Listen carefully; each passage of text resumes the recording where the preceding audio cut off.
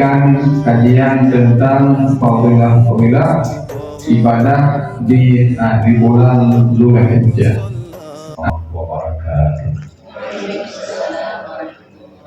Malam yang selalu menandingi ibadah dilakukan di awal bulan Dzulhijjah. Kita tidak mesti berpuasa, apa saja amalan-amalan itu. Sehingga sahabat bertanya, kalau dengan peperangan bagaimana Rasulullah? Jihad fisabilillah. Bahkan Rasulullah menyampaikan lebih besar nilai puasa, nilai ibadah di 10 awal Dzulhijjah.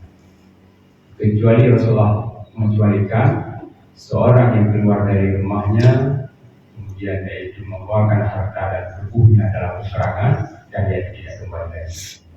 Mana syahid, harta dan jiwanya dia bawa dalam peperangan dan kepergian tidak pulang lagi selamanya. Itulah yang dapat menandai ibadah di 10 awal bulan Dzulhijjah. Korban ibadah karena ikhlas.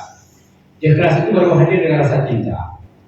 Ini ibadah kepada Allah dalam yang karena hub saja, dengan karena takut, itu belum pada derajat ikhlasan tinggi. Dengan karena takut kita kepada Allah, takut kepada neraka, itu belum ikhlasan tinggi. Mengharap surga juga belum ikhlasan tinggi. Ibadah kepada Allah paling tinggi adalah mahabbah, cinta, karena berangkat dari sebuah kecintaan. Jadi kurban itu daging, maka si pengorban itu hak dan tugas kalau dia melaksanakan kurban sampai siap bagi daging, bukan memberikan lembu. Misalnya saya memberikan satu lembu beras, ini Pak lembu kurban Bapak ya. Ini kak selesai kurban ini. Di wali ini kamu yang kamu berpaman dua, itu pakai akar dua kila. Yang pertama popengnya dua kila, Pak Panitia, udah kuburan. Kalian yang kedua ada penghali dua kubur di panitia misalkan Pak popengnya 57 rawon sama 5 yang. Kalian yang kedua untuk kuburnya dua kila segede, yaitu Pak Urung yang kubur. Tiga membagi kubur juga. Yang pertanyaan di Walidi, masalah di kuburnya. Memang mesti kubur yang buat penyembelihan kuburnya atau memadamkan ini mereka serah pe nyompengnya untuk belum kubur kesimpulan binti kulit. Ya. Karena kepada dua kilah, dia kalau karena suatu yang dua kilah ada jadi kubur, dua kilah. Dia dalam baru dia dua kilah ini. Tapi ini diperbolehkan cara tambahan, cara ikut dari semua pakai. Makilah patroni tunggu dua tanda gulabo kemudian nanti itu kemudian bagi perbolehkan jadi ada dia tabok pakai dia belum bukan belum cuma dibaca sampai makilah yang berdahulu jaga makilah jaga ibadah kan pada fikir encer dia pun alah kalau bukan memperbaiki dirinya apa sih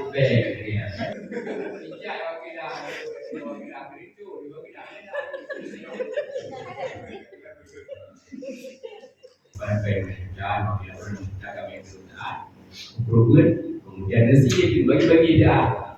Yang dia belum cok amanah pun mudahnya. Tapi dia minta wakilah ada tentu mau belum. Bahkan kena main telefon mau cuma kena main. Orang macam wakilah lagi. Yang wakil dia macam apa? Dia ada tu. Bahkan dia belum ke sistem ini lagi dia ke down. Tapi lagi apa? Kalau kita yang mungkin kamu karena kalau kita seluruh kamu dijumpai, kalau kita muncak dan ngomong, dan dia bagi dia. Kepada tamu alam ratib subuh maghribah musalla tapi ilmu Tuhan nasib cukup sakit sia-sia. Datang kepada wali yang telah membahas cukup banyak tentang kajian amal ibadah yang disunatkan di bulan Dzulhijjah. Di antaranya yang pertama itu yang disunatkan yaitu ibadah puasa.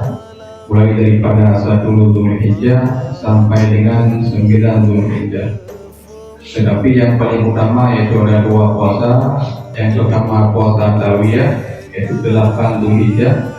Barang siapa yang berpuasa yaitu di hari Tarwiyah 8 Dzulhijjah, Allah akan mengampuni dosanya selama 1 tahun yang lalu. Kemudian yang kedua, puasa yang disunahkan di bulan Dzulhijjah yaitu puasa hari Arafah yang jatuhnya yaitu tanggal 9 Dzulhijjah. Yang fadilahnya barang siapa yang berpuasa di bulan di hari Arafah, Allah akan mengampuni 2 tahun dosanya, 1 tahun yang telah lalu dan 1 tahun yang akan datang. Kemudian yang kedua, ibadah yang disunatkan di bulan Dzulhijjah yaitu berkurban.